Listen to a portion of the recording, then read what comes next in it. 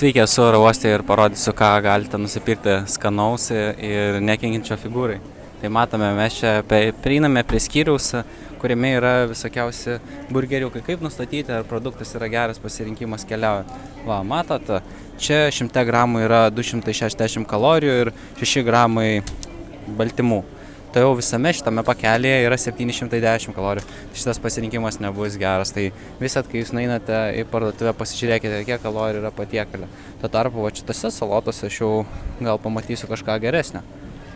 Čia nėra užrašyto jokio maistingumo, tai iš tikro šios salotos skipinčiau ir tada pasižiūrėčiau, ar galiu kažką gero gauti iš sumuštinio. Tai sumuštinis jau bus šiek tiek geresnis negu tas prieitas sumuštinis rodytas, nes čia visame sumuštinėje bus šiek tiek mažiau kalorijų ir panašus kiekis baltymų. Tai tada va taip pradžioje ir galite rinktis tarp sumuštinių. Tai ačiū, kad išklausėte šį video, pasimatysime kitame.